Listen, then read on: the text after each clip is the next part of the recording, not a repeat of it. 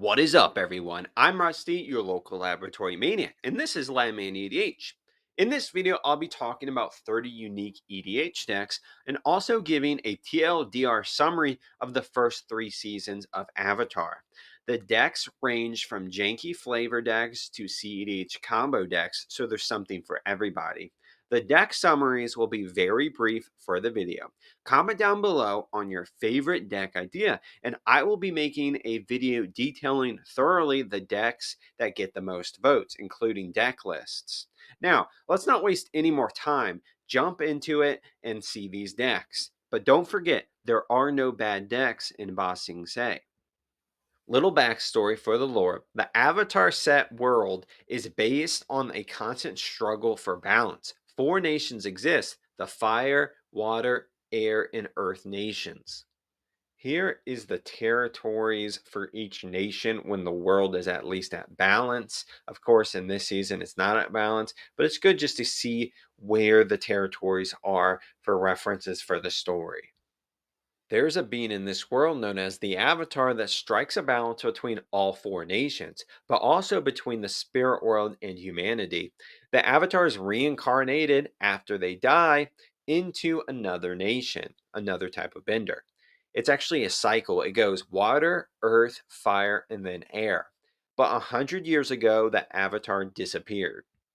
This allows for the militaristic rise of the Fire Nation. Due to their endless energy source and aggressive and passionate nature, they conquer much of the known world.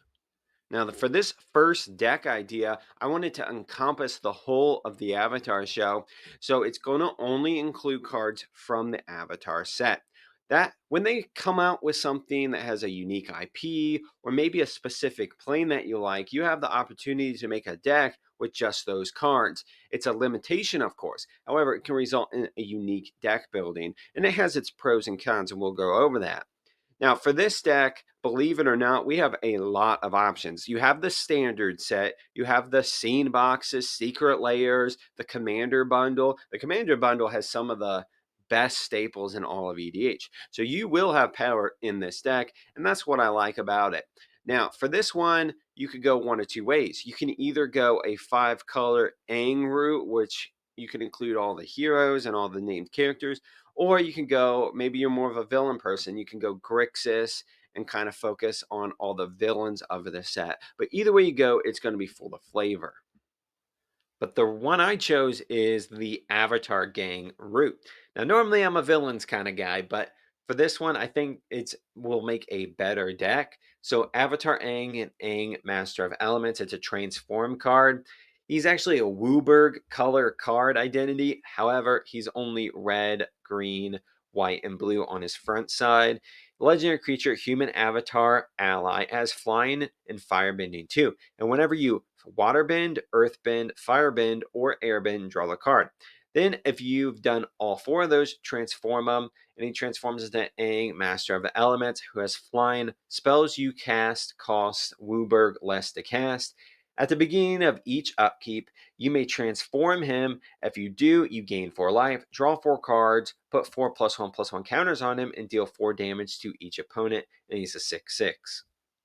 One thing I like about this strategy is you get to play all the characters you love. It just so happens that most synergize with the Avatar set.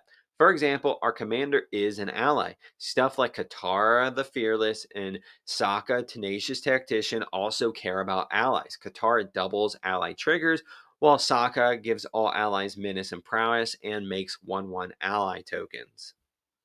The pros and cons of this strategy: first, it is a limitation, which means power level will decrease over time as the inevitable staples are introduced to the format. However, it also will never really need updated unless you pick an in-universe plane like Innistrad, because they revisit that all the time. But don't think you don't have access to power for this deck. You got Soul Ring, you got Arcane Signet, they are all in the set. Also, some powerhouses like the Tutors, Worldly Tutor and Leiden Tutor are in it, for example. These are coming in the Commander bundle. Now, back to the story. I'm going to go with some story and then a deck related to that part of the story, and then more story, and so on. The show begins with 2 children from the Water Tribe, Southern Water Tribe specifically, named Sokka and Katara, their brother and sister. Their tribe had been devastated by the Fire Nation. The prophecy of the Avatar states that the next one would be a waterbender, so they ruthlessly called all waterbenders. But it turns out they missed one, Katara. Katara and Sokka find something remarkable, a child in a sky bison in an iceberg near their village.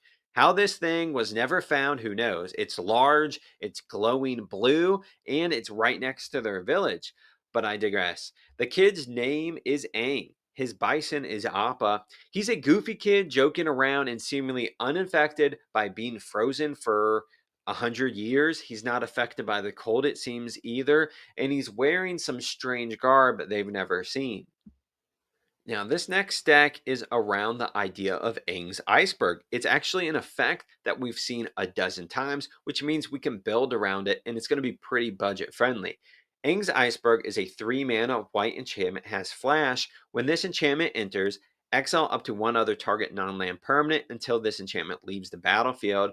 Then it has Waterbend 3, sacrifice this enchantment. If you do, scry 2. So Waterbend is similar to Improvise, where you can tap artifacts to lower the cost, but you can also tap creatures. So it's like Improvise and Convoke all into one, except it only pays one generic per thing you tap. So this is a concept I've wanted to build in paper for a while. I will say it's a bit more up there on the power level and may also increase the salt level because you're going to be controlling the board like crazy. But hear me out, okay? This idea is about enchantments ETBing and removing stuff as a trigger similar to O-Ring. I call it an O-Ring effect. I don't know the first one you saw, you probably call it something different. But Oblivion Ring is a 3 mana enchantment that ETBs exile non-land permanent until it leaves play. There are, if you go online on Scryfall, there's about 53 mono white enchantments that do this, which means we have plenty of options. Now, you could go mono white with Elish Norn, Mother of Machines, which doubles ETB triggers. So each O Ring or Aang's Iceberg you play, it actually removes 2 things for the price of 1, upping their value. Or you can go Heliod, the Warped Eclipse, so Azorius. This makes it so your O Ring effects can be cast as though they had Flash, which makes them some of the best removal ever if they have Flash, which Aang's Iceberg actually has Flash already. But whichever way you want to go about it, I would focus heavily on Containment Priest, which is a 2 mana white human cleric, has flash. If a non token creature would enter the battlefield and it wasn't cast, exile instead, it's a 2/2. So your opponents will be removing your O rings to get their stuff back. But if you remove a creature and then play Containment Priest, and when they try to get it back, the thing's just exiled instead. They never get it back. So this is an enchantment deck essentially. So there's a couple win cons that are pretty obvious. Like you got your token producers like Sigil of the Empty Throne, makes 4/4 flying angels. You can also animate your enchantments with Starfield of Nyx. It also recurs your enchantments, which is pretty good. But one interesting way, and one way I've seen a lot of people build is a Baron Glory deck. So what people normally do, so Baron Glory is a 6 mana white enchantment. At the beginning of your upkeep, if you control no permanents other than Baron Glory and have no cards in your hand, you win the game. So what people will normally do is actually O-ring their own Baron Glory and then discard their hand somehow and destroy all permanents you control, and then bang bada boom, Baron Glory will come back out because it's under the O-ring. And once the O-ring leaves, you get whatever it was exiling back. So that's an interesting way you could build if you wanted. We get introduced to Zuko from the Fire Nation. Zuko is a proud son of the Fire Lord, leader of the nation.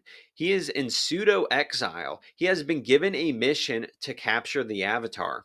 He travels with a ship to do just that with his elderly uncle Iroh, a chill and goofy supportive uncle that just wants the best for Zuko. This next deck, I haven't seen a single person mention it, and it kind of makes me sad because it's such a cool strategy. It has a commander, Firelord Zuko. It's a 3 mana Mardu legendary creature, human noble ally. It has Firebending X, where X is Firelord Zuko's power. And whenever you cast a spell from exile, and whenever a permanent you control enters from exile, put a +1/+1 counter on each creature you control. And it's a 2/4.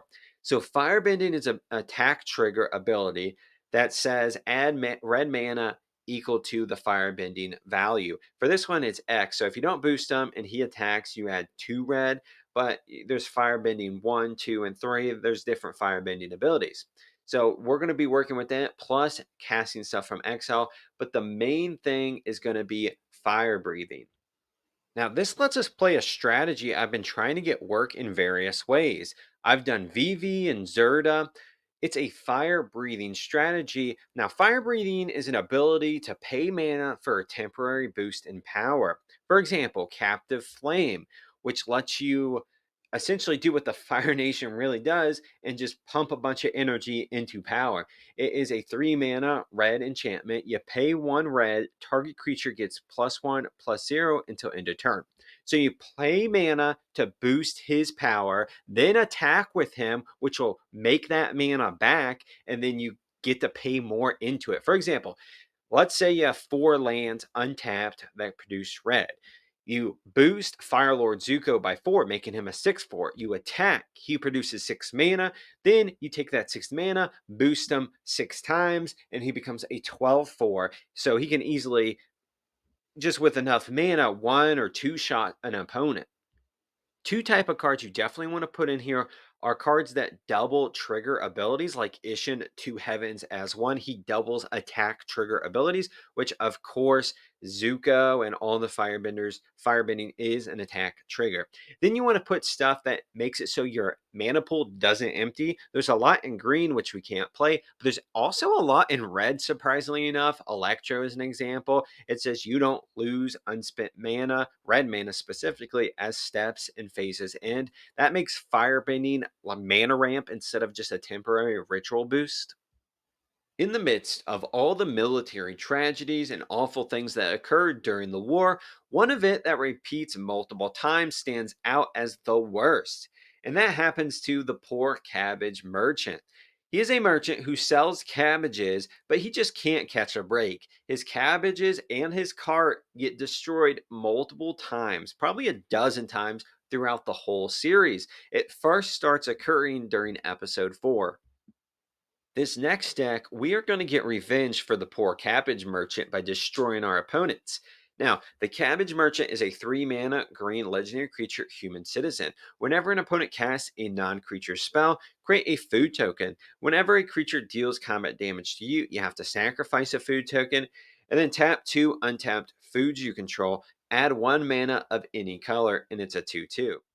So we want our opponents to play cards, and then in turn, we get food that gives us life and mana. There are other cards in green that get us tokens, essentially, when our opponents are casting stuff, like Arasta of the Endless Web gives us 1/2 green spider creature tokens with reach. I have seen a few decks with our cabbage guy at the helm, even some CEDH decks, funny enough. But for this, I want it to be a group hug deck. Because what if our opponents don't have land to play, therefore they can't play their stuff? Or maybe they have too much land and they don't have any cards to cast. Well, group hug actually fixes that. A good thing about the group hug strategy is your mana base plus your draw base is all included in it typically. For example, Shizuku, Caller of Autumn, gets every player 3 mana at their upkeep that doesn't empty. Howling Mind draws you and them extra cards. Rite of Flourishing draws you and them cards, but also lets both of you guys play extra land. So your opponent will be incentivized to be playing stuff, but also you'll be making friends. It's a good way to do a political style strategy if that's your thing. Now, for win cons, you can go a few ways. You can go the displaced dinosaur secret commander tribal way. He makes all food enter as 7/7 dinos.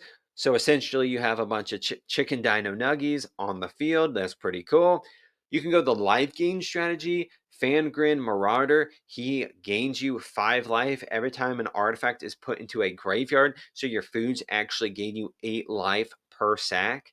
And then Night of the Sweet Revenge and other similar strategies, they also tap your food for mana, but they boost your creatures for the amount of food you have. You can also have cards that boost your creatures for the amount of life you've gained. So there's different strategies you can go with a group hug strategy like this.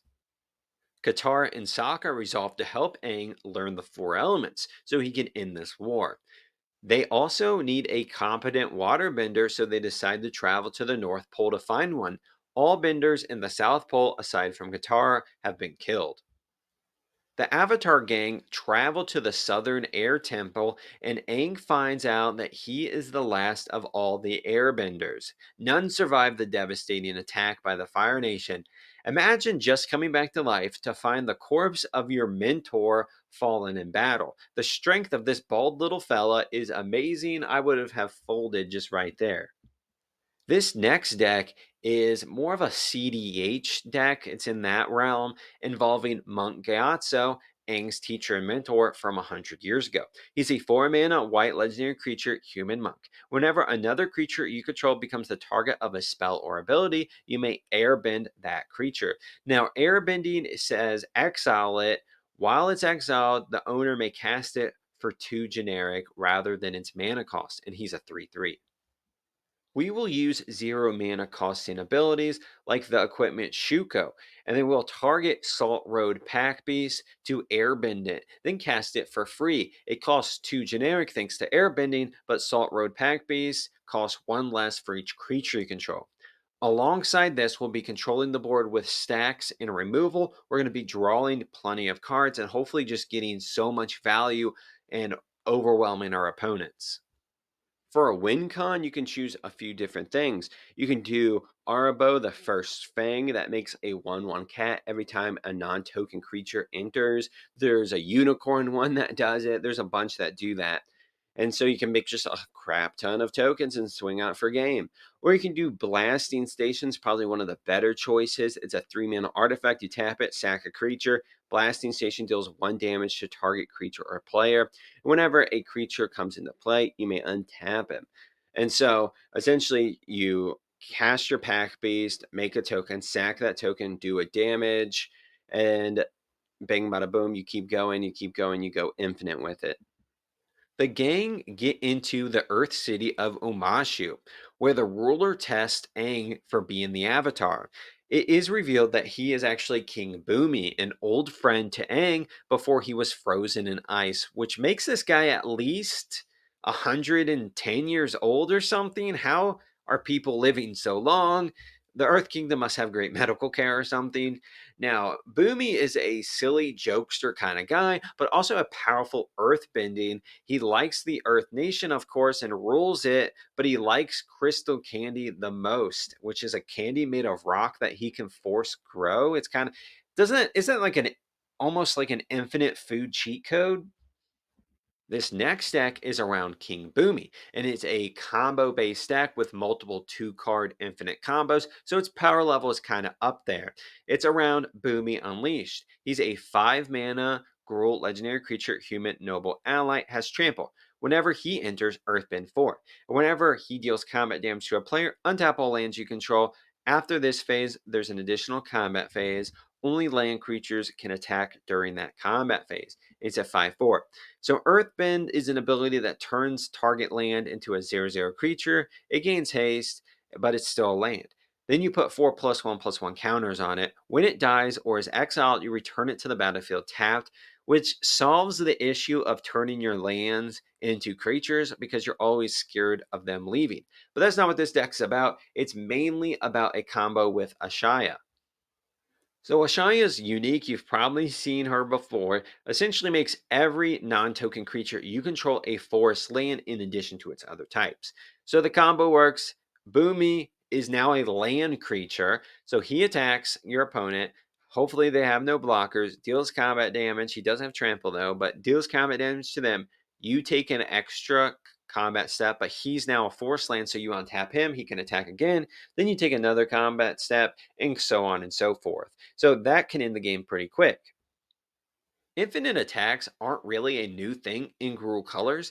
Ansrag and Aggravated Assault essentially go infinite with a ham sandwich. Add as many tutors, of course, to get your combo pieces in this deck. Make it as competitive as you want to match your play group. Aang eventually enters the spirit world, learns of his role to act as a liaison between the spirits and humans, Aang and the gang infiltrate the Fire Nation, pretending to be one of them, and then they go to Roku's temple. He was the Avatar before Aang. Now, Roku speaks with Aang about his duties of being the Avatar and finding balance in the world, and he meets the spirit of Roku's dragon, whose name's Fang. One of my patrons, who's Neil, had a great idea for an Avatar Roku deck. It uses Undying Flames. Now, Avatar Roku Firebender is a 6 mana red legendary creature human avatar. Whenever a player attacks, you add 6 red mana. Until end of combat, you don't lose this mana as steps end. Then you can pay 3 red mana. Target creature gets +3/+0 until end of turn, and he's a 6/6. Now, like I said, the focus of this deck is Undying Flames. It's a 6 mana red sorcery. Remove cards from the top of your library from the game until you remove a non land card. Undying Flames deals damage to target creature or player equal to that card's converted mana cost. And it has the Epic ability, which is something we've played around with before. So, Epic says for the rest of the game, you can't play spells. At the beginning of each of your upkeeps, copy this spell except for its epic ability. You may choose new targets for the copy. We're not just going to be twiddling our thumbs after we cast Undying Flames. We're going to have a lot to do still. We have plenty of activated abilities after casting it. Brash Taunter is a great thing that fights and deals damage, one of my favorite red cards of all time. You also can do cycle or channel abilities. Some do damage, some change targets. Decree of Annihilation is a particularly mean one, destroying all lands when it's cycled, but that's okay because you're not going to need too many lands since you played the epic ability. And don't forget to throw in as many copy effects as you can. Remember, if you copy the original Undying Flames, it will copy the epic ability, meaning you get more upkeep triggers. So you get more copies of Undying Flame every turn. And you can throw in as many tutors as you can. I think I found like 6 or 7 that can get Undying Flames from your decks, like Gamble, which is actually a card in the Avatar set, which it lets you search your library for a card, put it in your hand, discard at random, then shuffle your library. Now, Aang is captured by the Fire Nation admiral named Admiral Zhao, but he's later freed by a mysterious figure, the Blue Spirit. But it turns out the Blue Spirit's actually Zuko. His motivations were mixed, but it is suggested that he wanted to free him so he can capture himself, restoring his honor. The Blue Spirit is the commander for the next deck. I call it my bouncing blue baby boy deck. I'll read the card and explain. It's a 4 mana blue legendary creature human rogue ally. You may cast the first creature spell you cast each turn as though it had flash. Whenever a non token creature you control enters during combat, draw a card. It's a 2/4. Casting creatures with flash is pretty huge, so we can play all the creatures in blue that bounce another creature. Targeting our opponent's creatures, of course, then we draw, so we are up a creature and they're down a creature, and we're up a card. Like with Aether Chandler, it ETBs to return a non land permanent to its owner's hand. It also makes a 1/1 bird if you wanted, or draws a card with the ETB. You are going to want to throw a lot of ETB doublers, of course, in this, blink effects, and protection for the Blue Spirit, and you'll run away with the game essentially. This deck can be pretty mean and controlling if that's your style. Probably weak to token strategies though, so have answers for that. But strong against creature based decks, enchantment based decks, artifact based decks, because most of it actually bounces non land permanents. Now, for a win con for this deck, you can go a couple ways. Obviously, you have a bunch of creatures you can, and you're bouncing all their creatures, so you can just swing in and chip them away. Or you can get them with big hits like Jace's projection. It gets a +1/+1 counter every time you draw a card. Hopefully, you're drawing a bunch of cards, and this guy gets pretty big. There's actually a series of cards, a bunch of cards that do that. You can also go the mill strategy. Whenever you draw a card, mill your opponent. There's so many cool ways you can go. There's ones that say every time you draw a card, you make a token. So, however you want to go, that's up to you. But the core concept is play bounce spells at instant speed, get creatures on board, and make your opponents cry. The gang, they get to the Northern Water Tribe. They see waterbenders all over the place. The culture's great. They've never seen that really before in their whole lives. Now, Sokka meets the princess of the Northern Water Tribe, Yoe. How cute, they fall in love. It's adorable. I'm sure nothing bad is going to happen to stop their love. After some training, Katara shows her worth as a waterbender after fighting a pretty sexist waterbender guy named Master Paco. Katara becomes Aang's waterbending teacher. Then a huge battle breaks out. The Fire Nation attacks the Northern Water Tribe led by Admiral Zhao. Zhao finds out that the moon and ocean spirit are actually physical beings in this world, and that killing them would essentially nullify all waterbending. So he does the dumbest thing possible and kills them, which actually angers Iroh. You know you fucked up if Iroh is mad at you. Now, Zal dies, and the Avatar enters the Avatar state, a powerful state of being where he can tap into the skills of every previous Avatar before him. He merges with the Ocean Spirit to annihilate the Fire Nation's army and navy, saving the Northern Water Tribe in the process. Yue sacrifices herself to become the moon spirit, breaking Sokka's heart because you can't date the moon, of course. The guy can't catch a break. They just did him dirty. But on the plus side, you can use Imprison in the moon on her in Magic the Gathering now, which is amazing flavor. Now, this battle was depicted in a 4 card series that, if you arrange them, create a scene of the whole picture. You got Avatar merging with the ocean. You got the Fire Nation trying to fire at it with the, well, like, what is that going to do? Who knows? So, they actually have a bunch of scene cards like this throughout the set, and I'll show you some of them, but they're pretty cool. I love the flavor of this set. UA will make a great commander. It's just such a good value commander. It's a 4 mana blue legendary creature, Spirit Ally, has flying and vigilance. Then you waterbend 5, tapper. You may cast a non-creature spell from your hand without paying its mana cost, and it's a 3/3. Now that's a powerful ability because you don't have to listen to time restrictions. So you can cast enchantments, sorceries, blah, blah, blah, with that Waterbend 5 and tap ability. Now, there's 2 ways you can go. The first I would go, obviously, is spamming tokens because you can get that waterbending ability down pretty fast and then cheat out stuff at instant speed. That's the main goal that I would do, of course. And I think that's probably what everyone's going to do. But we're going to do something kind of unique with it. Of course, you can cheat out Omniscient, huge spells. There's like Colors Eldrazi spells, a whole bunch of cool things you can do. It's cool, it's dope. But we want flavor, we want control. We want to cast and then copy a bunch of times Imprison in the Moon. Let's do it for Sokka, okay? So he doesn't feel so alone.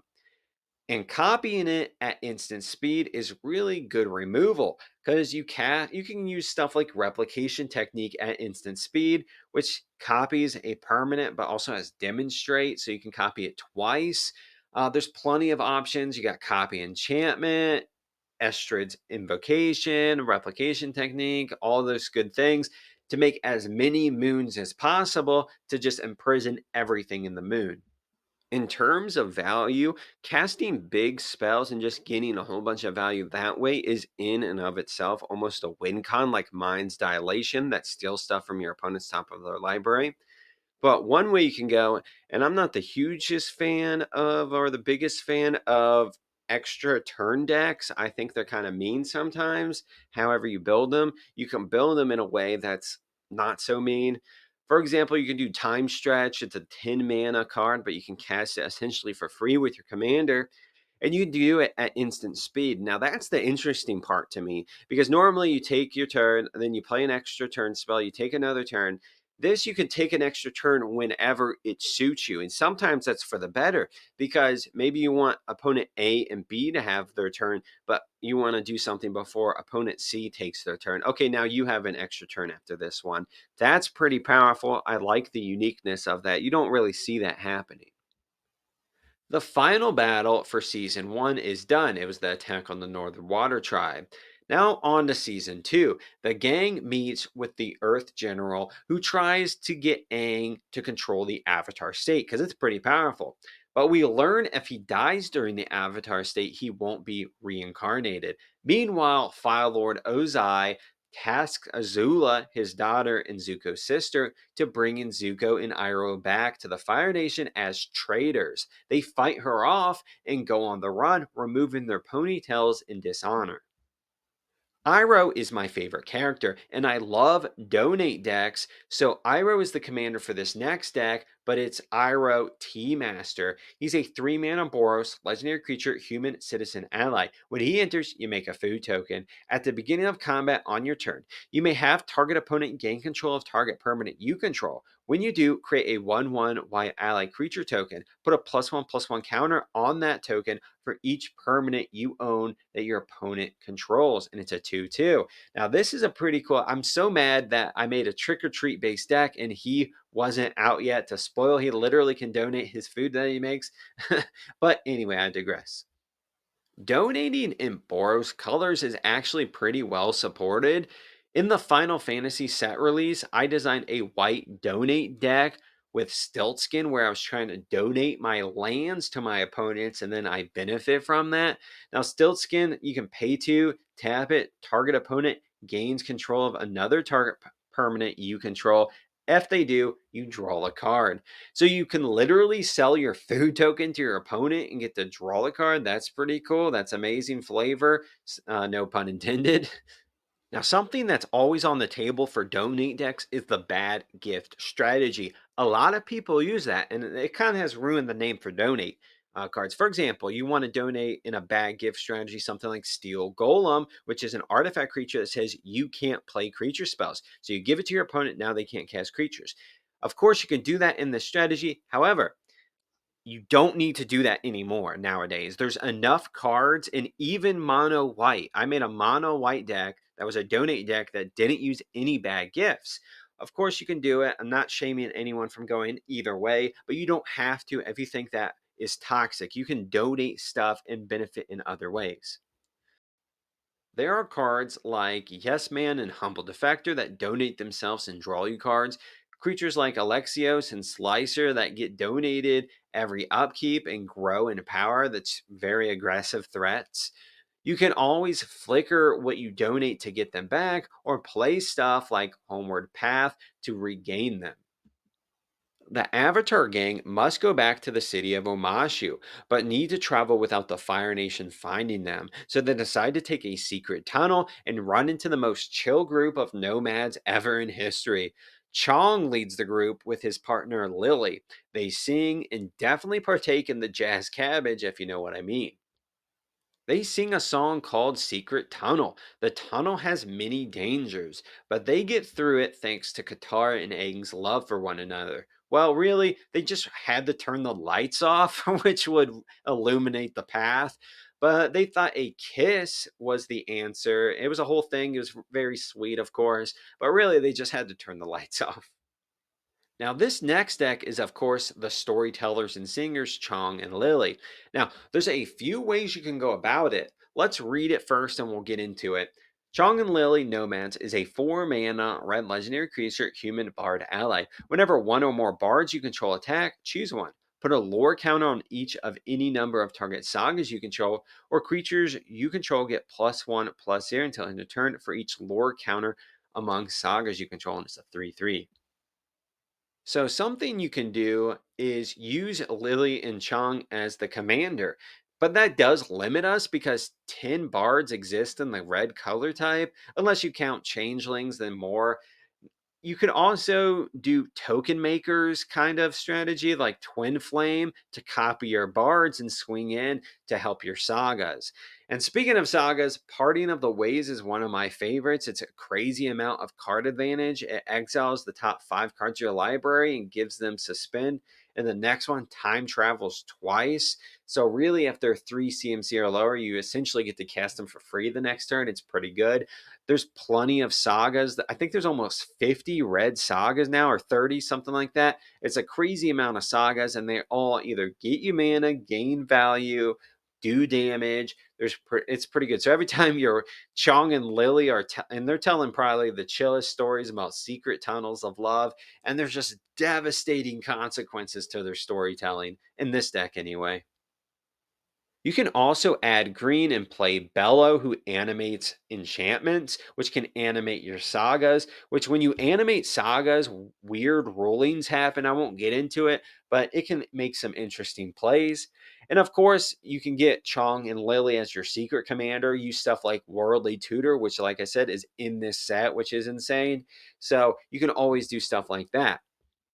So for win con in this deck, you could do something like All Will Be One that does damage every time counters are placed on something. And remember, we're going to have a lot of sagas, and every time we attack, we put more counters on things, or we can remove the counters from the sagas, keep them around, keep the engine going. That's pretty good. And don't forget, you can play power conduit style effects that remove counters from sagas, so we get whatever ability we want at any time. Omashu is captured by the Fire Nation. King Bumi surrenders without a fight, believing that a neutral position was the best option. He tells Aang to wait for the right earth-bending teacher, someone who isn't aggressive, someone who is patient and waits. Meanwhile, my girl Azula is recruiting a small team to help take on Zuko and Iroh and capture them. TLDR on Azula, she is absolutely batshit insane. She can essentially shoot lightning out of her hands. She is a narcissist and a perfectionist, but she does back up what she says. She is really that good. Her cards are decent, but one stands out and is super brutal to me. And that's Azula, Cunning Usurper. She's a 5 mana Dimir legendary creature, human, noble, rogue, has firebending too. And when she enters, target opponent exiles a non token creature they control. Then they exile a non land card from their hand. During your turn, you may cast cards exiled with Azula, and you may cast them as though they had flash. Mana of any type can be spent to cast those spells. It's a 4/4. Now, to note, this is important. Firebending doesn't give it the red color identity because the red mana symbol is actually in the flavor text. Something similar you see is in Crypt Gas with the extort ability. So that removal to exile stuff is pretty powerful, but it has a downside. They choose what you exile. So they're always going to choose something that's best for them. One way to minimize this is to blink and to copy. Now, obviously Azula is legendary, but nowadays to the ability that says except it's not legendary when you clone something is almost like there's like a dozen now. It's almost like the legend rule is just a suggestion at this point. So, Imposter Syndrome copies a non token creature, but it's not legendary when it deals combat damage to something. Arenicus Vile Duplication just straight up copies it, no strings attached, except for it has flying and isn't legendary, so that's pretty good. Of course, the clone blinking is great. You can also add a mill strategy in this deck. That way you get some more options for Azula's ability. But one thing I really like is her exile a card from the graveyard ability. And we have built before a Demir deck that does it. It uses stuff like Mist of Stagnation, which is a 5 mana blue enchantment. Permanents don't untap during their controller's untap step. At the beginning of each player's upkeep, that player untaps a permanent for each card in his or her graveyard. So you're exiling their graveyard a bunch. That way they don't untap too much. And then you can mill yourself so you have plenty of cards in your graveyard. Or you can use Web of Inertia that makes them exile a card from their graveyard. And if they can't attack that turn. So that's pretty good protection. The gang travel to a swamp, hallucinate visions of their future, and meet waterbenders who are basically backwoods rednecks. They have pet alligator catfish hybrids, which, speaking of, the animals in this world are basically all hybrids. Well, I would say at 99% of them are hybrids. You got your bear or your fish, which is abnormal. Most are hybrids. For example, you got a dog deer, penguin seals, elephant baboons, and the list goes on. Now, this idea is probably the most jank on the whole list, but it's something I really like. I used to want to be a zoologist when I was young, so I love animals of all kinds. Now, this deck is built around Diligent Zookeeper. Now, he has an ability that says each non human creature you control gets +1/+1 for each of its creature types to a maximum of 10. It's a 4/4. So, he's obviously not legendary, but he's going to be our secret commander, and we're going to be playing a lot of cards that have hybrid creature types. One strategy you can essentially go is obviously play all the hybrid types, but you can also play cards that say each creature you control is every creature type. That way they all get +10/+10, and then you can just swing in for game. Volo Guide to Monsters is a great commander for this deck because it copies creature spells you cast that don't share a creature type with a creature you control. This can double most of your creatures, which is going to be great because a lot of these creatures are going to be weaker in power, so having two of them will really make up for that. Or you can do a Volo Itinerant Scholar is a 3 mana legendary creature human wizard. When it enters the battlefield, you create Volo's Journal, a legendary colorless artifact token with hexproof. And when the ability, whenever you cast a creature spell, note one of its creature types that haven't been noted for this artifact. Then you pay to tap it, draw the card for each creature type noted for a target permanent you control named Volo's Journal. And then you can choose a background, of course. I chose Master Chef because it makes your creatures bigger and that makes them more threatening. If you want more colors to add so you can have more hybrid animals from the Avatar set, you can go Ruka Rumo Biologist, who would be a flavorful and functional way to do this. She gives all your creatures an extra creature type, which increases their hybridness, so to speak. But she's also a biologist, which is pretty cool. Or maybe Bruce Tarl is something you want to go with an animal partner, could be best. There's that wolf that gives things indestructible that you can do it. Now, Bruce Tarl also gives double strike and lifelink, but he also makes a living hurting animals, so he's perfect. The gang goes to an underground fighting ring where earthbenders battle it out WWE style. There's even a parody of the wrestler The Rock, and his name is The Boulder. Now, the champion was the Blind Bandit, a small girl who was revealed to be Toph Beifong. She eventually agrees to be Aang's earthbending teacher. This next deck is over Toph, the first metal bender. Now, she combos like crazy with stuff like Mindslaver, and you could totally go that route, but we're actually doing a different strategy here. Now, let me just read it real quick and we'll go into it. It's a 4 mana Naya legendary creature, human warrior ally. Non token artifacts you control are lands in addition to their other types. And at the beginning of your end step, you earthbend 2, and it's a 3/3. Now we're going the eggs strategy route. Eggs is an archetype that refers to low CMC artifacts that sacrifice themselves like Chromatic Star. They often also sacrifice lands. And then when you're all done sacrificing for the turn, you then play a second sunrise effect to get them all back, doing it again. Toph lets you get them back with her Earthbend effect even if you don't have a second sunrise, because it turns it into a land and then you turn it into a creature, and then earthbending says, hey, when that dies, bring it back, or gets exiled, bring it back.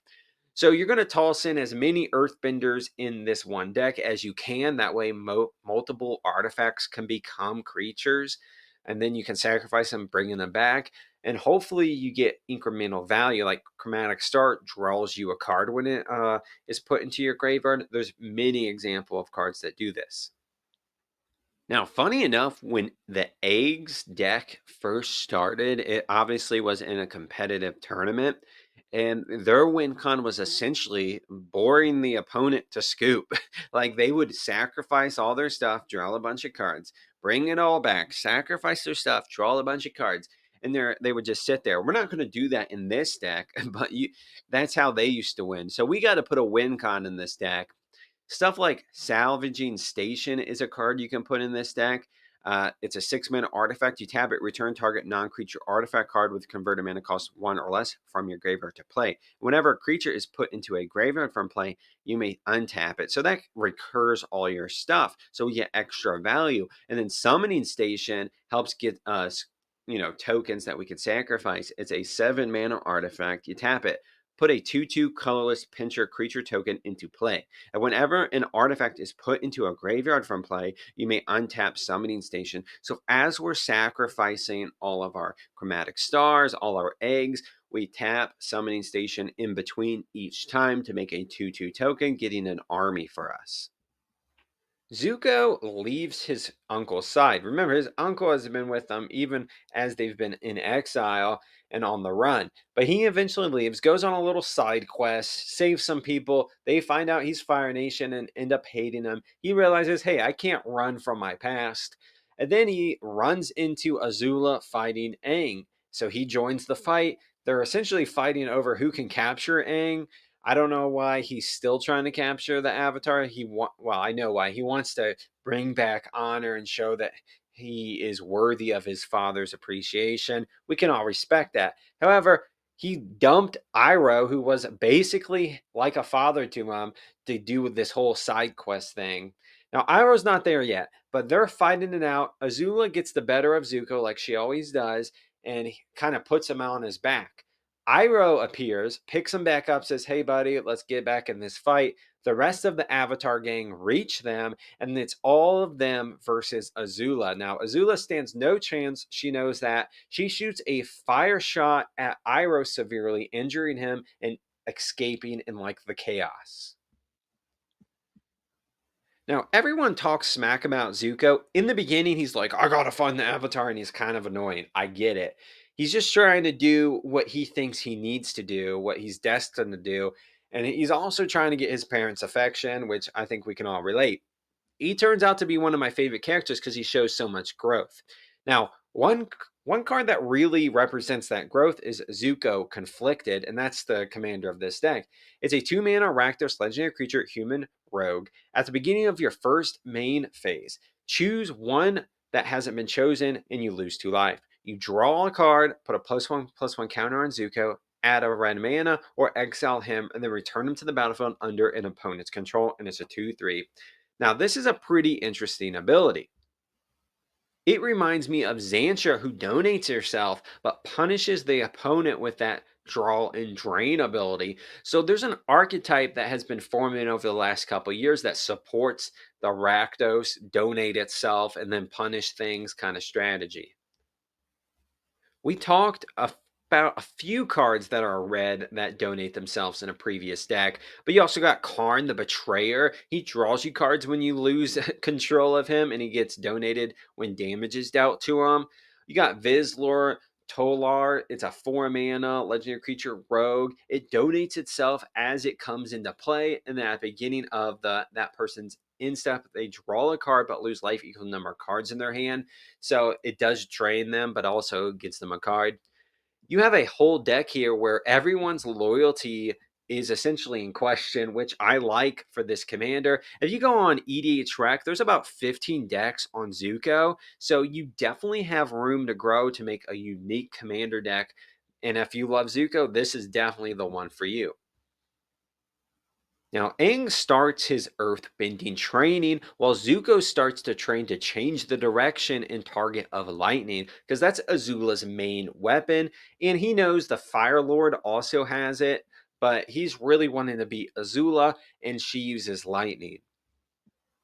Funny enough, they represent lightning redirection abilities in like 4 cards. Deflecting Swat, which yes is in this set, and Bolt Bend. But they both change the target of a spell. And that's going to be the theme of this deck. Now, those instant speed redirect spells are pretty powerful because your opponent can't really see them coming, especially if they're free. However, there are creatures known as flag bearers that sit on the field and kind of redirect everything to them as a static ability. For example, Standard Bearer is a creature that says if an opponent plays a spell or ability that could target a flag bearer in play, that player chooses at least one flag bearer as a target.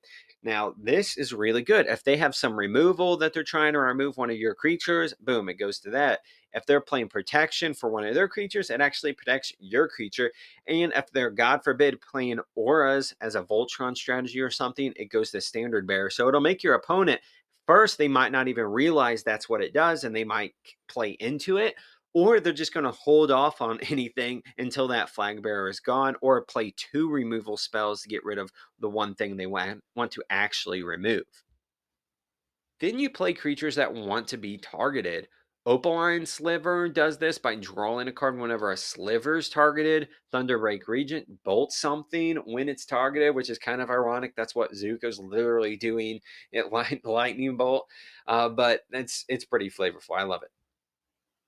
Now, I talked once before about this deck. It is actually, I went the sliver route, which has 10 actual slivers in the deck, but 6 of them are the 5-color slivers, so I actually went to Morphon. Now, slivers are always being targeted, and that's why I kind of pick them, but you could also go the dragon route. Dragons are always getting targeted. Do some 5-color dragons with color or creature type changing stuff if you wanted.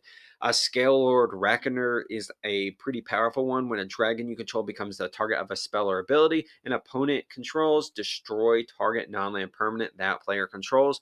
Pretty powerful. The gang ends up going to an ancient library where a large owl spirit rules. His name is Washington the All-Knowing.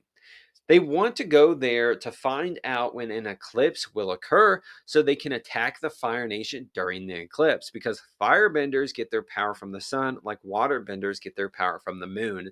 But they also learn more about Zosin's comet, which powers up the Fire Nation every 100 years, and that's how the Fire Nation originally got that major boost of military might.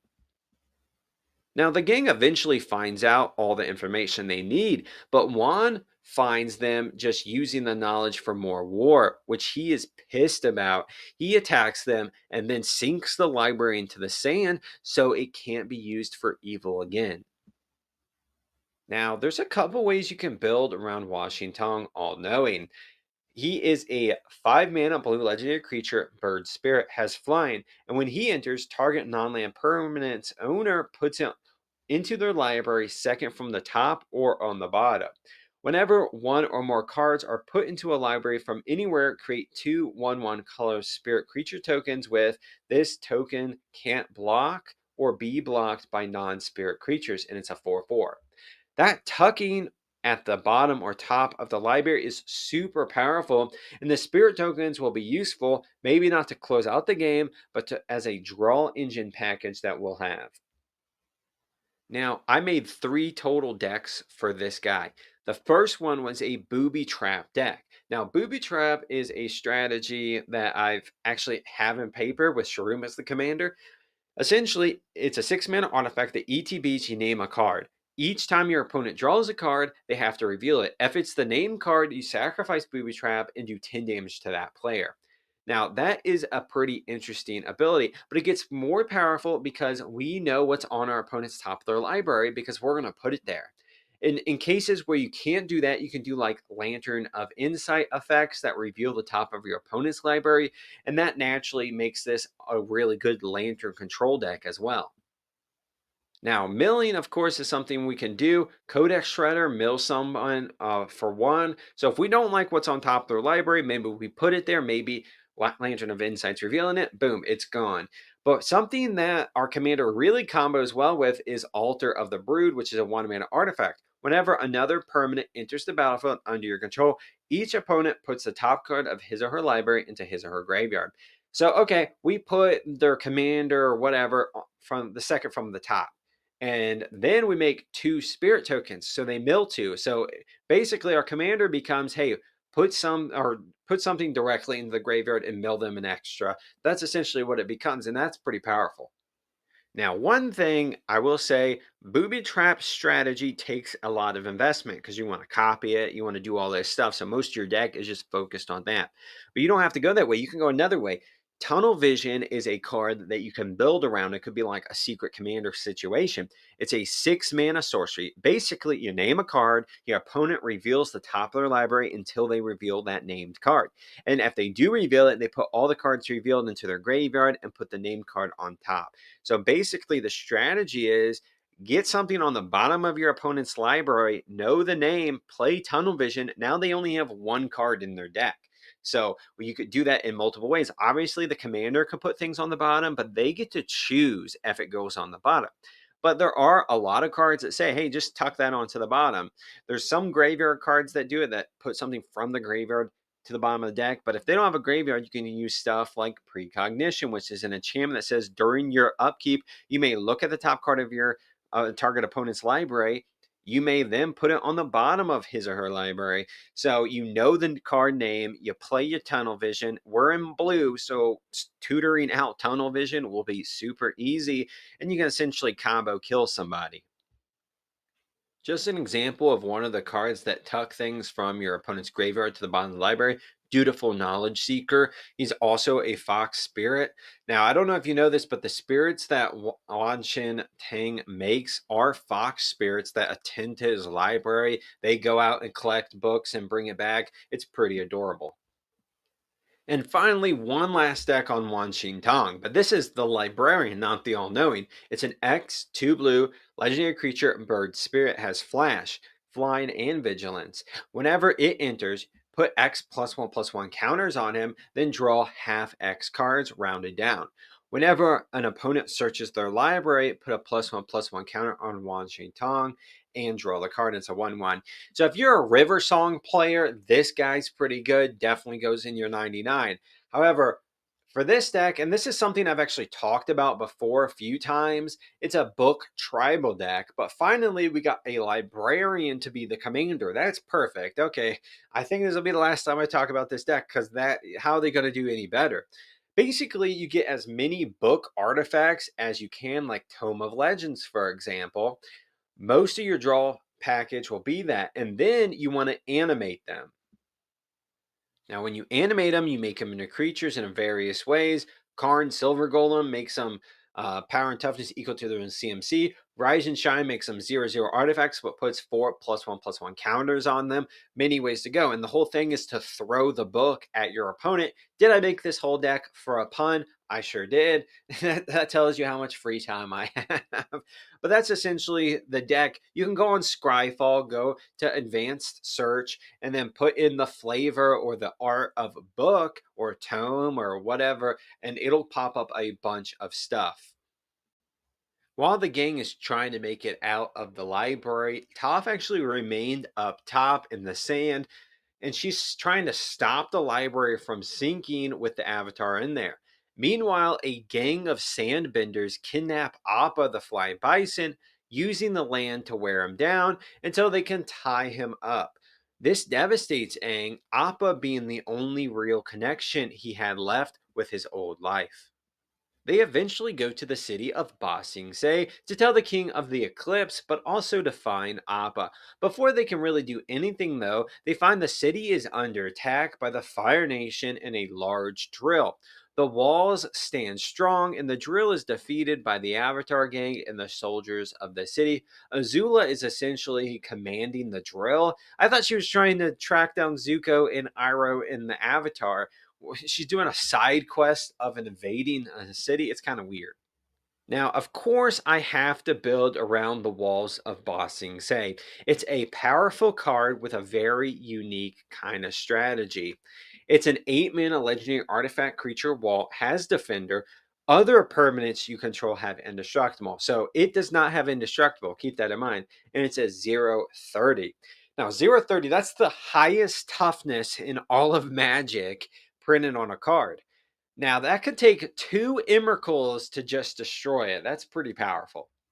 Now, you can make it your commander and then do something like Walking Bulwark, which is a 1 mana artifact creature. Golden has Defender. You can pay 2 until end of turn. Target creature with Defender gains haste, can attack as though it didn't have Defender, and assign combat damage even equal to its toughness rather than its power. And you can only activate that as a sorcery, as a 0/3.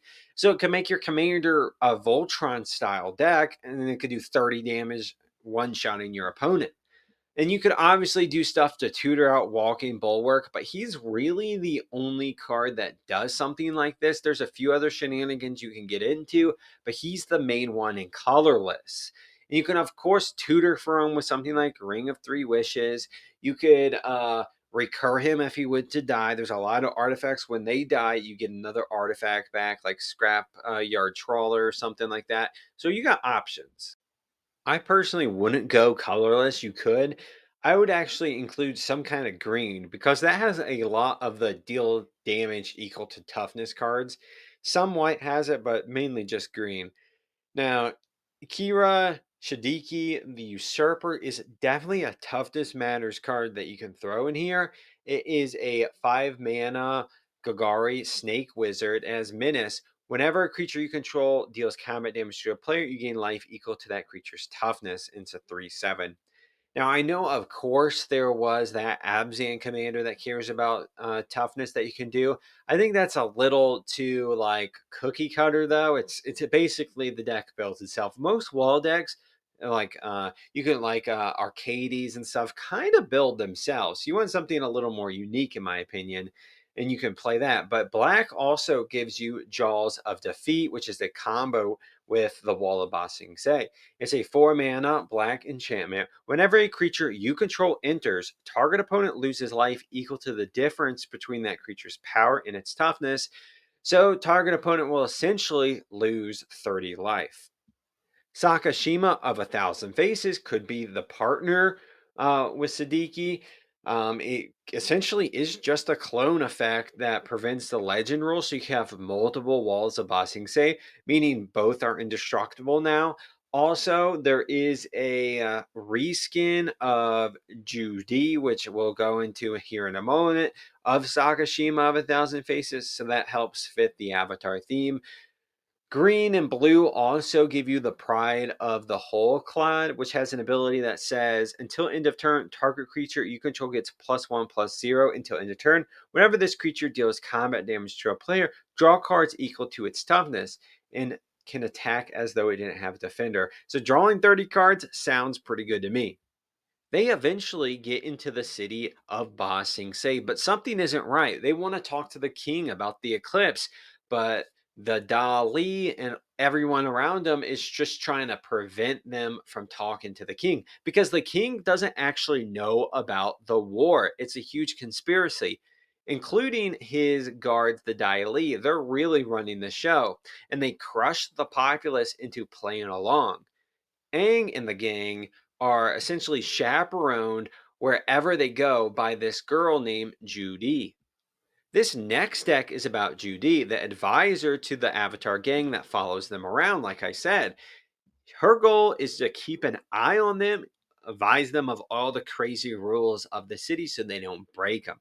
But her card is actually pretty cool. It's Joo Dee, one of many. It's a 2 mana black creature human advisor. You pay one, tap it, surveil one, create a token that's a copy of target creature, then sacrifice any artifact or creature. Activate only as a sorcery. It's a 2/2.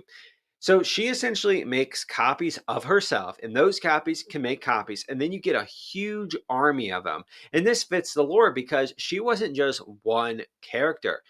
She has the same name as dozens and dozens of other characters because they're all brainwashed to be the same person. Like I said earlier, she also has a Sakashima of A Thousand Faces reskin that could be the commander for this deck. If you do have that as the commander, it does have partners, so you're going to want to put something like Tevish Zot, who makes tokens, so you can use those tokens to sacrifice to Judy's ability. Or you can choose Lo and Lee Royal Advisors as a commander. It's a Demir color commander. The aunts of Azula in the Personal Advisors Tour, they play a huge role in guiding Azula. I wish they guided her a little more to be less crazy, but who knows? So she is a 4 mana black legendary creature human advisor. Whenever an opponent discards a card or mills one or more cards, put a +1/+1 counter on each advisor you control. You can pay 2 in a Demir hybrid mana. Target player mills 4 cards. It's a 3/3. So it boosts your army of copies, and then you can swing in for game.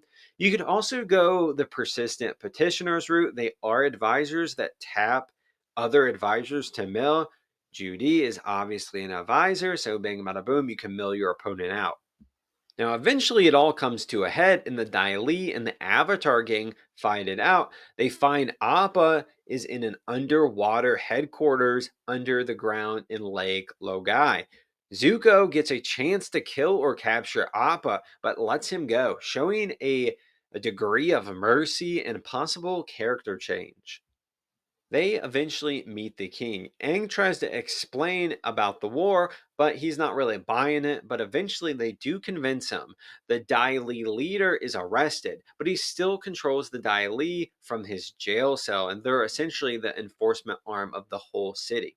Azula and her friends, Mai and Tai Li, infiltrate the king's ranks, pretending to be part of a female warrior tribe called the Kyoshi Warriors.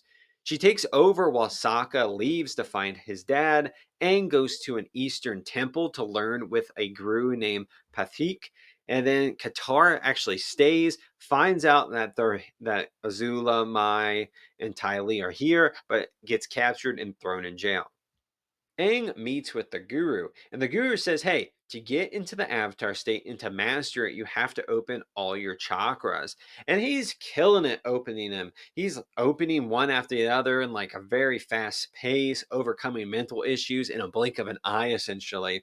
Until he gets to the very last one. He is told his final chakra needs to be opened by letting go of all material goods and all relationships, including Katara, who he loves.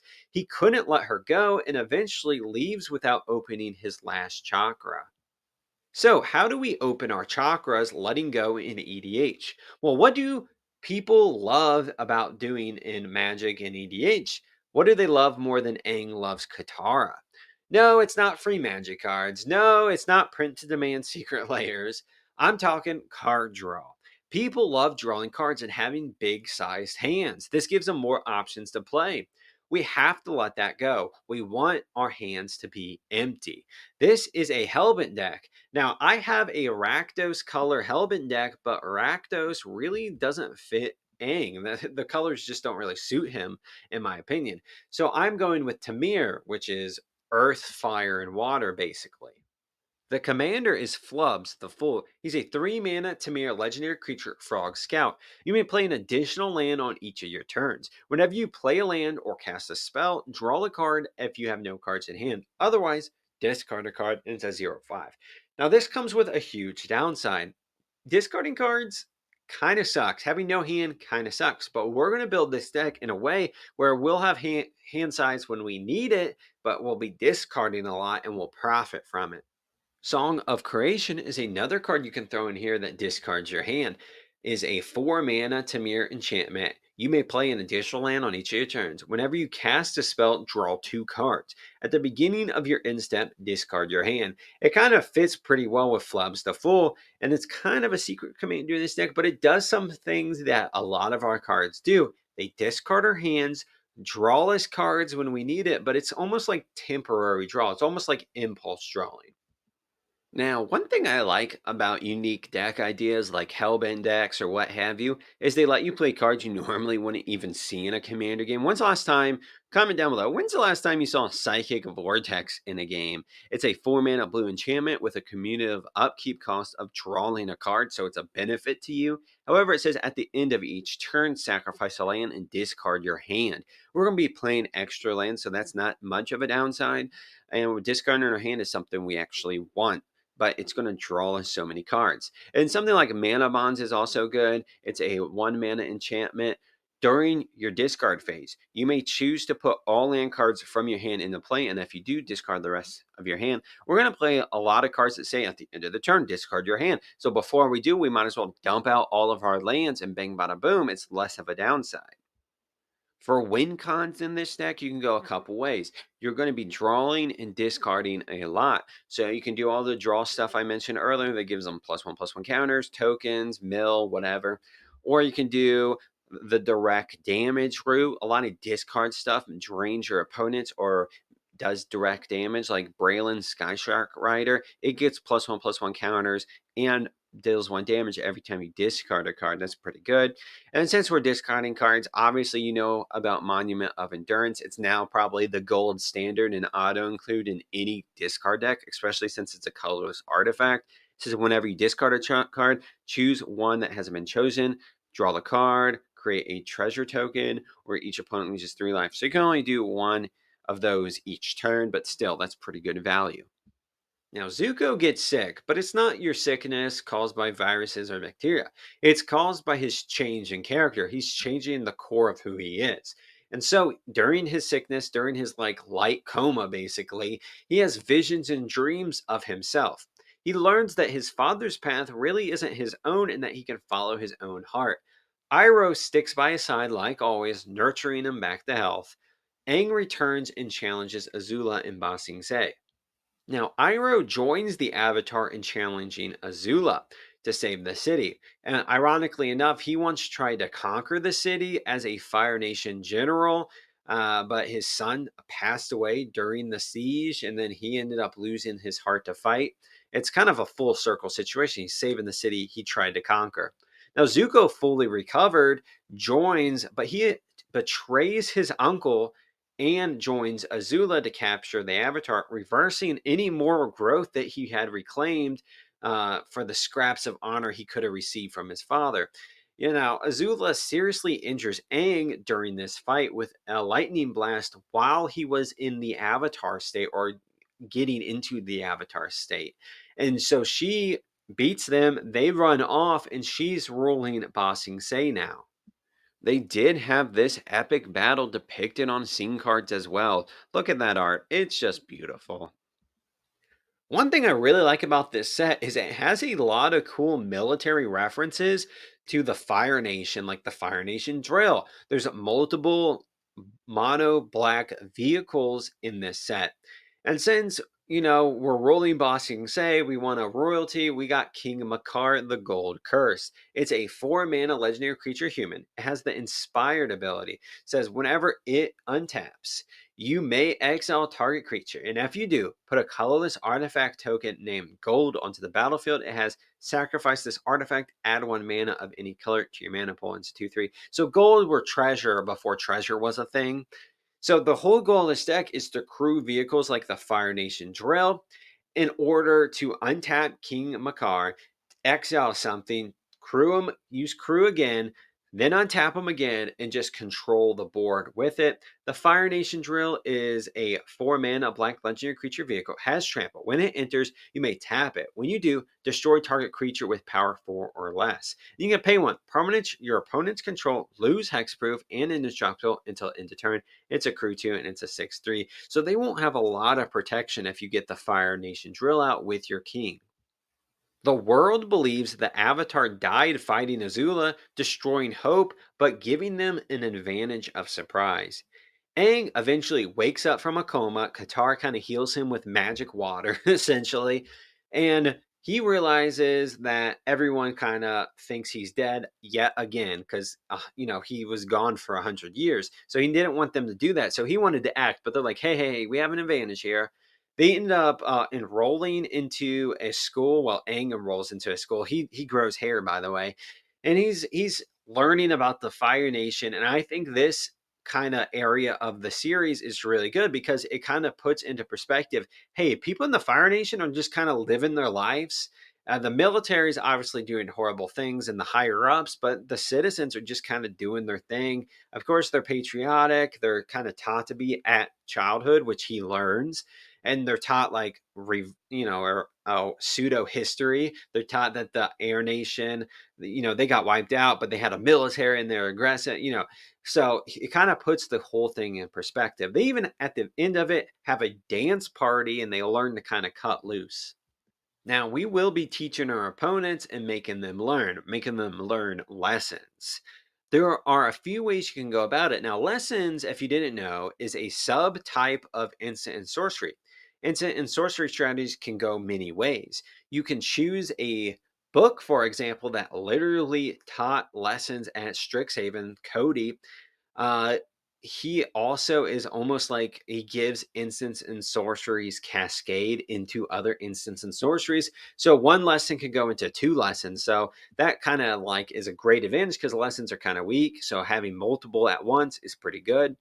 Or if you want to stick to the Avatar theme, Iroh, my boy, he would be the best. Specifically, Iroh Grand Lotus. He's a 6 mana Temur legendary creature, human noble ally, has firebending too. And during your turn, each non-lesson instant and sorcery card in your graveyard has flashback. Its flashback cost is equal to its mana cost.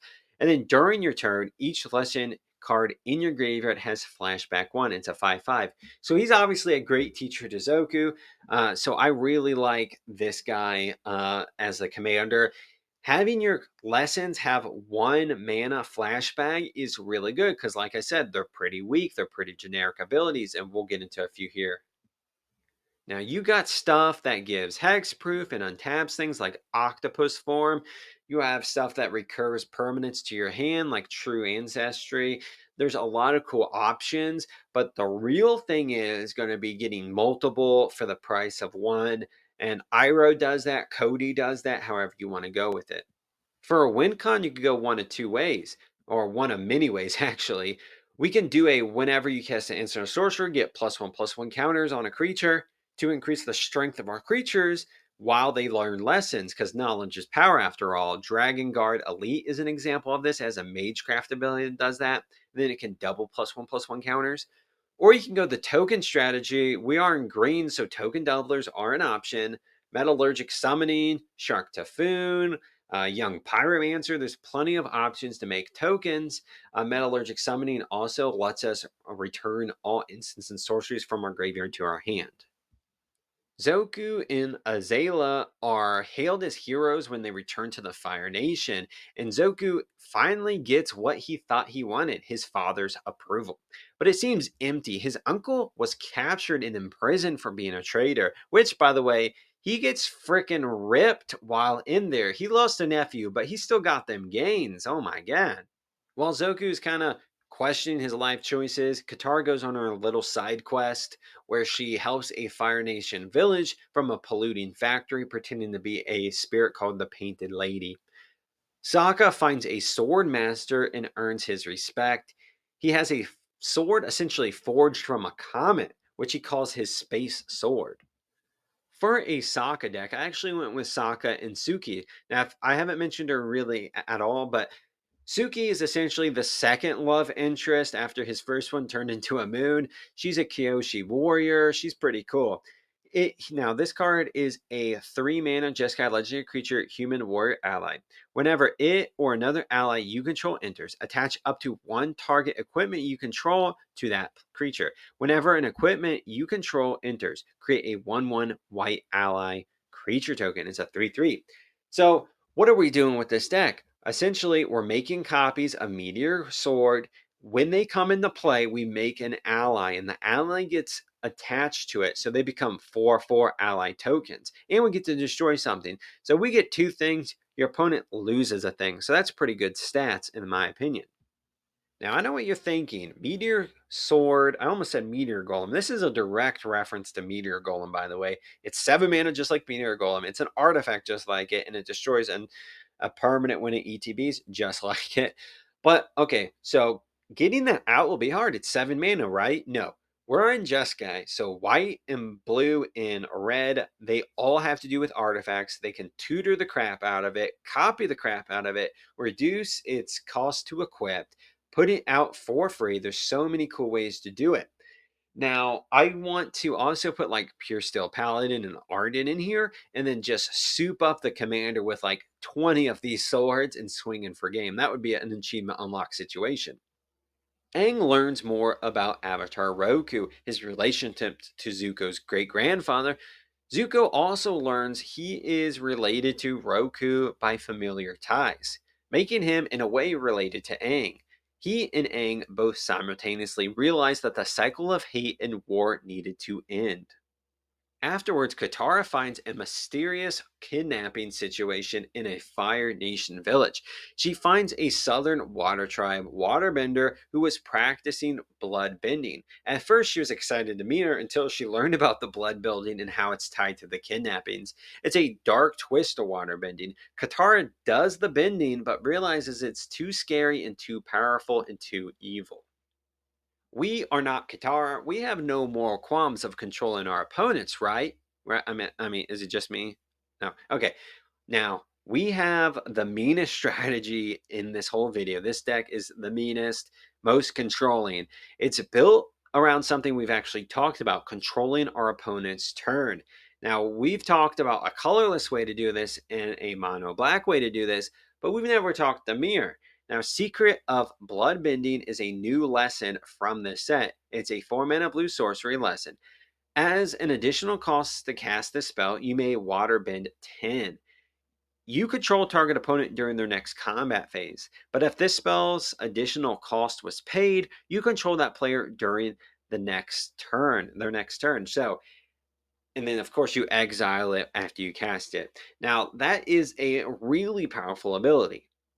Now, we've seen this sorcery before, like in Worst Fears, but it's an 8 mana black sorcery that does it. There's also Emrakul. We've talked about it before, where you cast the Emrakul, control your opponent's turn, prevent them from having that extra turn, then bouncing Emrakul back to your hand, and then doing it over and over again. Since we're adding blue, we can add a lot of cool shenanigans that we normally wouldn't have access to in black or colorless. Narset's Reversal is a 2 mana instant, copy target instant or sorcery spell, then return it to its owner's hand. You may choose new targets for the copy. So we play our Worst Fears, or we play our Secret of Bloodbending. Then we play Narset's Reversal, copying it but returning it to our hand so we can play it again. Isochron Scepter is something you can use. It's a 2 mana artifact. You exile, for example, Narset's Reversal from your hand, and then you can pay to tap it, cast it as a cast it a copy of it. So basically, you can do this essentially every turn to control someone's turn, like for the rest of the game. They will hate you for it, but if it's only you versus them because the other two opponents have died, then that's essentially you just winning the game. Now, if we don't want to wait for a one-on-one situation, we could play something like Lethal Vapors or some similar anyone can activate this effect, which there are a couple cards. So while we're controlling our opponent, we can force them to activate Lethal Vapors by paying 0. You destroy Lethal Vapors, they skip their next turn. But you can do this 1,000 times, essentially, while the ability's on the stack, making them skip their next 1,000 turns. Now, the solar eclipse is about to come, and Aang recruits hundreds of people to engage in a siege on the Fire Nation city once it hits. Now, it only is going to last around, I think, like 8 to 10 minutes. So they really need to get going. So as soon as it starts, they start their attack. But they find that there's no one there. The Fire Nation knew of the attack and evacuated the city. Azula was left there to fight while the other royalty hid kind of underground in a secret bunker. Zuko confronts his father, declares the need to end the war, and that he's siding with the Avatar. The Fire Lord, once the eclipse ends, and it ends pretty fast, as soon as it ends, he summons energy to shoot a lightning bolt directly at his son, trying to kill him. But Zuko redirects the lightning just like Iroh taught him. But instead of aiming it at his father, which would have killed him, he aimed it above him so no one would die. He says, "Hey, it's not my destiny to kill you, it's Aang's." And then he goes to release Iroh from his prison, but he finds that the cell is actually empty, so he's escaped already. They also have a Black Sun invasion scene thing. It actually all comes in one package you can buy. It looks pretty cool. Look at them all striking cool poses. Now, Zuko finds the fleeing Aang gang at a Western air temple, asks to join. They distrust him but agree to have him teach Aang firebending. Saga learns that his father is in prison on a boiling rock and goes to free him with the help of Zuko. Side quests with Zuko actually become a huge thing and a huge character growth development. Katara uses him to track down the man who killed her mother, but ends up sparing his life, choosing forgiveness over vengeance. Now, there are a cycle of shrines in this set, making every color now have 4 total. There's a 5-color enchantment shrine, and there's also a shrine creature that is green, but it has 5 colors in its mana box. And there is a cool panda commander that is a shrine commander, but I didn't want to go the 5-color route because it basically builds itself. So you have the 3 non-mono color ones, and then you have 4 of each. So that's 23 cards already for your deck. And then what you got, like 36 to 40 lands. So most of your deck is just auto built. And I didn't really like that. So I went to build a 3-color shrine deck, which is unusual, I know. But now there is enough to make it a consistent strategy. There will be 12 shrines in the deck, but we will be copying stuff. For example, our commander is the 6th Doctor. It's a 6 mana Simic legendary creature, Time Lord Doctor. Whenever you cast a historic spell, copy it, except the copy isn't legendary. This ability triggers only once each turn. It's a 3/3. Now, if you didn't know, every single shrine is legendary. So copying it is hard unless you do the no legendary thing that we talked about earlier. It's merely a suggestion at this point, but we can easily build around that. Now, I played Clara Oswald as the Doctor's Companion. It's a 6 mana legendary creature, human advisor. If it is your commander, you choose a color before the game begins. We're choosing black. It is if a triggered ability of a doctor you control triggers, it triggers an additional time, and it's a 2/6. So essentially gets us 2 copies of our shrines if we cast one with our doctor out, which is going to be perfect. We're doing Sultai colors. Now I did Sultai colors because blue draws cards, black makes them drain life, and green gets us mana. So it's kind of a perfect mix. Let's speed run some of the shrine abilities that you have in the deck, starting with green. Now, each activate as a triggered ability during different steps. You got in-step abilities, you got trigger abilities, you got pre-combat main phase trigger abilities, and you also have upkeep trigger abilities. So, in green, you get +1/+1 counters on a shrine, tutor for lands, add mana to the mana pool, and get 1/1 colorless spirit tokens. For blue, 3 of them all draw you cards, and then 1 mills your opponent. For 2 of them in black, they make your opponent lose life, 1 makes your opponent discard, and another destroys a creature. Now, we will be copying our commander if we can, because it copies our other things, or we'll be copying enchantments directly. Copy enchantment obviously does this. Chameleon, Master of Disguise, copies any of our creatures, including our commander. No, Zozin's comet is coming, and the gang failed to prevent the Fire Nation before then. So Aang works on mastering the bending to eventually face the Fire Lord. He's paranoid and nervous, building up the pressure for him. He has dreams where he fails. By the way, in his dreams, he is an anime character, which is very odd. Uh, Aang doesn't want to kill the Fire Lord, believing in life over death, but doesn't know any other way to stop him.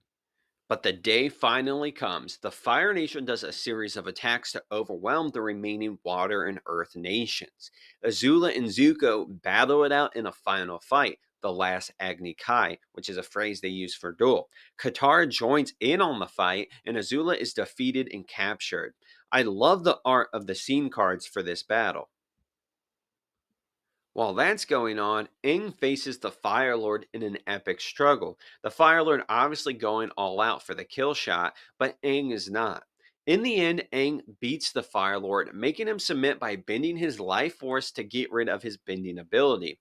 Zuko takes his father's place, and balance is restored. The war is over. I'm sure nothing bad will ever happen ever again between the nations.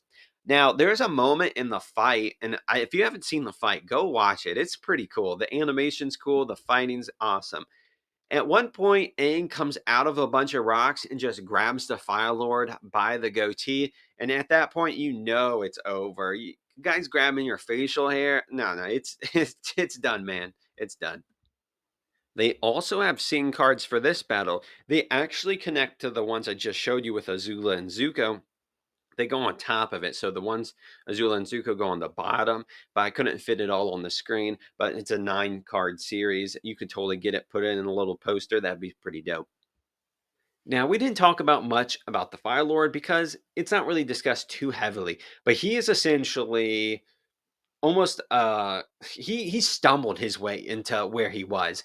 He didn't really have that many accomplishments. While Iroh was waging war and winning battles, Ozai was just chilling in the palace. And then once Iroh kind of slipped up because his son died, the Fire Lord Ozai was just like, "Hey, actually, make me the Fire Lord." And then he ends up, I think, killing his own father. It's suggested, so he ends up stumbling. He does nothing by himself, which is perfect for his card here, which is a 4 mana blank legendary creature, Human Noble. Whenever he attacks, you may sacrifice another creature, and if you do, you add an amount of red mana equal to the sacrificed creature's power. Until end of combat, you don't lose mana during step's end. Now, it's a Also has the 6 mana ability that says exile the top card of each opponent's library. Until end of turn, you may play one of those without paying its mana cost. It's a 4/4. That's a pretty powerful ability. We will also be making this a Fire Nation military theme deck as well, really focusing on that land stability of Fire Lord Ozai, where we steal things, but we need 6 mana to do it. So there are well over 15 cards that mention the Fire Nation personnel, their weaponry, their vehicles, you name it. But you better believe we're also going to be putting Zosin's Comet to power our firebenders and to steal our opponent's stuff. Now, Zosin's Comet is a 5 mana red sorcery. Each creature you control gains firebending 5 until end of turn. And then it has foretell for 2. So you can essentially reduce its cost, which is pretty nice. I love this card because essentially, if we attack with 5 creatures, for example, we make 25 mana. So we can activate Lord Ozai's ability, what, 4 times? Stealing 4 things? That's pretty good. Do you think we'll be only using the comet once? Heck no, the Fire Nation didn't. They used it twice, and so will we. It's basically going to be the secret commander of the deck. Now, you can recast it from your graveyard by giving it flashback, or you can do something like Mizzix's Mastery that lets you just straight up cast it for 4 mana from your graveyard, or you can do Ardent Elementalist kind of effects where they ETB and return an instant or sorcery card from your graveyard to your hand. Thanks so much for watching until the end of the video. Quick shout out to 2 of my patrons. You got Who's Neil and Brooke. They're both paid patrons. I do have a Patreon if you'd like to check it out. It has a free membership where there's a few free videos plus a Discord link that you can join the Discord. There's also paid tiered things if you want to do that. Now, Brooke actually won last month's giveaway. I'm printing out the proxies for her today. Also, if you like this video, let me know the formatting. This was a different formatting than I usually do. I usually pick like 5 decks and just talk about them in a new set. However, I want to do a few more and I want to do more lore. I think people really like the lore. So tell me what you think. And vote for your favorite deck in this whole video. And I will make a full video for the ones that have the most votes. So keep that in mind. And until next time, guys, I'll see you.